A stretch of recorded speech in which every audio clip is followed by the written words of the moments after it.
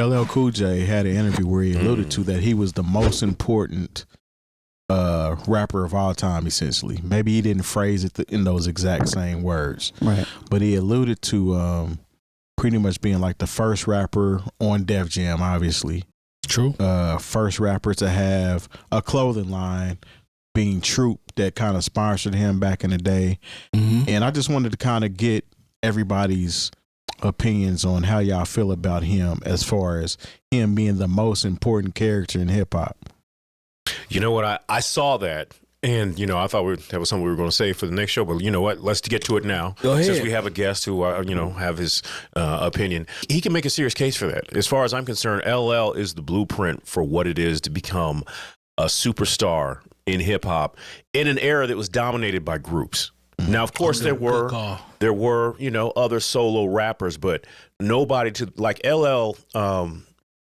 What's his name from Uptown Records, the founder, Andre Harrell passed recently. So God bless the dead.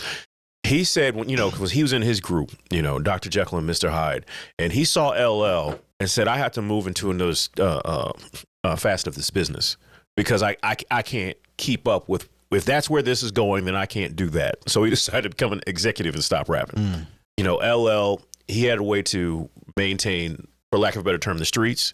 He had the ladies. And if he was Drake before Drake. He was Drake before Drake. Drake should thank him. Drake. And he just had a level of credibility, even on the records that people said they didn't like. I loved Walking with the Panther when it came out.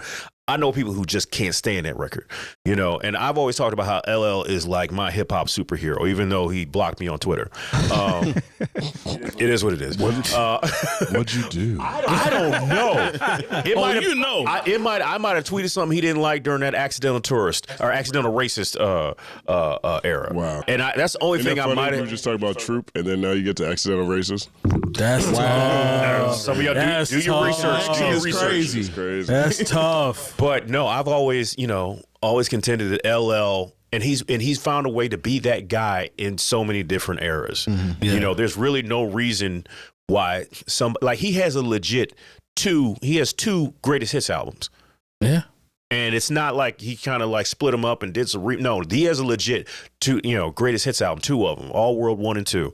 And there are just a lot of people who probably would not be here, even on the West Coast. The reverence that guys like Ice Cube have for LL Cool J, on the West Coast, like he's mentioned in the movie Straight Outta Compton, and to everybody he influenced on the East. And like I said, it was a time when groups dominated. For you to be a solo rapper trying to jump out there, that was a hard sell. But LL did it, and he did it on a level that most, even when he's going up where's no diss because we love Kool Moe Dee, but 5 years after that battle, where was he? Even looking like Larry Holmes. Flat. Come on, man. Stop. I said no disrespect. I said no disrespect. That's disrespectful.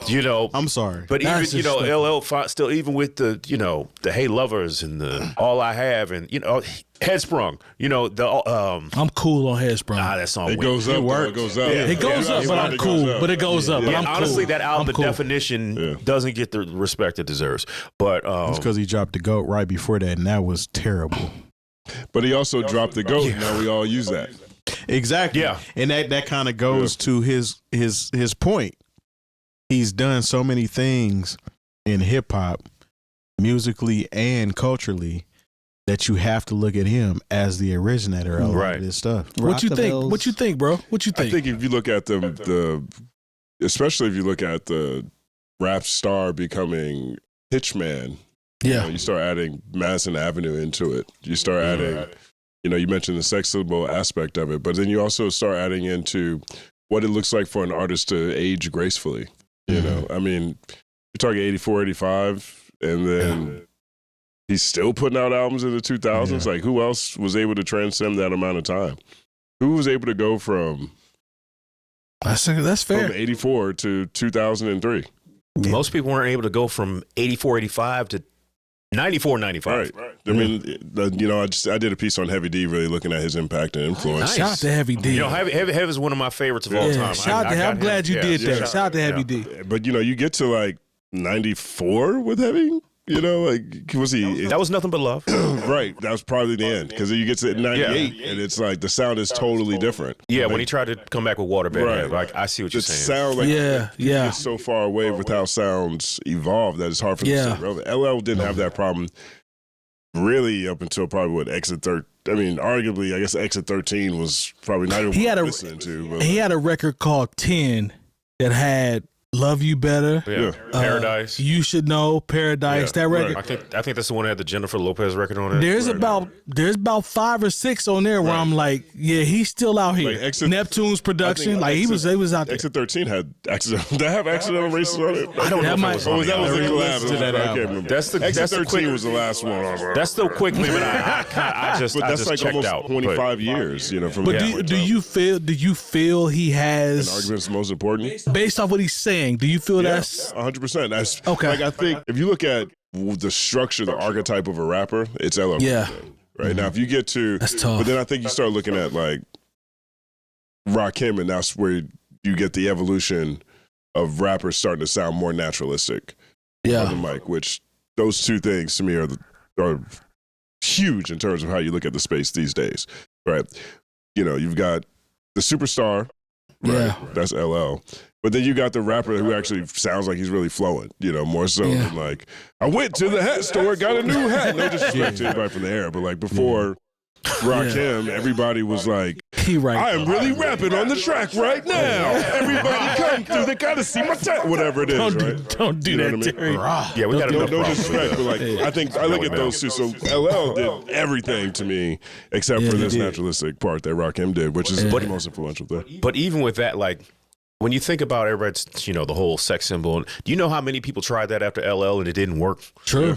Like, I remember Kwame did, shout out to Kwame.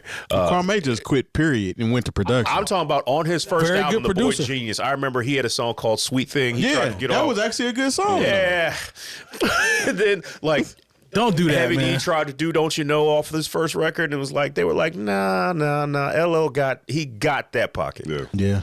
Even though, and I liked One Shot at Love off of, once again, I like that record. I like the Walk with the Panther a lot more than most people, But bro, when you look at, like, to everyone's point, LL from his start and his ability to somewhat stay relevant, even if the records weren't hits all the way through, he had joints sprinkled in throughout all of his records where it's like, well, damn, LL's still around. It's not like he's hanging on and... Well, he had a cheat code.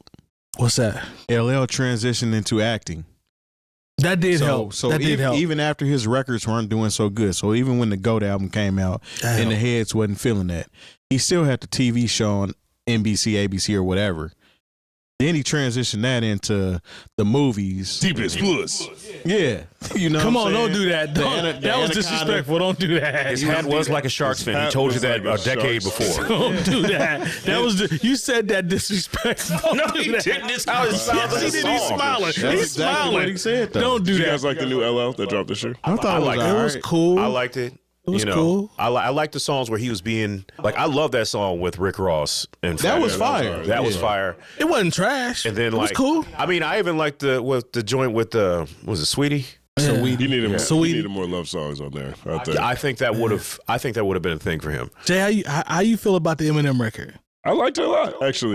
Like I- the first 9 songs, I really rock with. And then it gets spotty in the second half. It becomes a problem for me when I get to Guilty Conscious 2 and there's no Dr. Dre. That's immediately, it almost feels like a totally different concept at that point. But the first 9 songs or whatever, that's straight. Everything up till Road Rage. Everything up to Road Rage. I'm good with. That's like the stuff that I like from Eminem. And I think he's funny. And he says funny jokes. No, it was actually decent. It wasn't terrible. It wasn't a dud. No, it was not a dud. It's not Relapse. Relapse is hard though. You thought it was hard? Whoa. Oh no, that's the one. Especially if you listen to it now. If you go listen to Relapse now, Sonic. Well, it's I'm great. gonna have to go it's back. Like listen to They had them ballads on it, man. Don't do that. Don't do He had that, them bro. ballads on there, them hip hop rap ballads that just didn't Relapse work. has it's like a telltale heart. You know what I mean? It's like an Edgar Allan Poe, Eminem. Wow. Oh, wow. Type of thing. Yeah. You really like that record. I like it. It's 3 a.m. in the morning. It's crazy. Like you go listen to it, especially for him to be sober. Like that was him getting into that bag.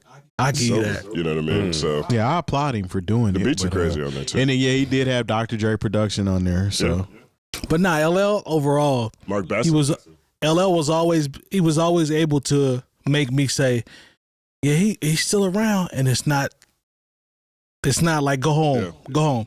I heard too many dope records where I'm like, yeah, okay, he's still here. You got the Neptunes now. Yeah. He's using the updated kit. Yeah, everybody rolling up a sweatpants leg, even a jean leg. Right, come on, man. A jean leg. Yeah, that's crazy. It's gonna be thorough. Hey man, when he did that joint, you were a FUBU hat. with Boyz II Men. Yeah, that was amazing. He's a legend just based off of that. He's gangster for doing that low key. But the joint with Boyz II Men, man, that. The Stalker Anthem is. Don't do that. Oh. Don't do that. yeah, he wasn't the first, but Which Boyz II he's Men? definitely a stalker. I'm talking about Hey Lover is a top tier Come on, man. Stalker anthem. Come on. It's a classic. It's a classic. I still play the song. I love the way they flip that sample. When he's like, I've been looking at my own eyes. Jay Moore, I haven't thought about this in a minute, actually. Jay Moore, he was staying out the way though. He was at the bus stop. He stayed out the way. He was not interfering with that relationship. He stayed out the way the whole he drank time. too much and Do you smoked know too what a many. stalker is?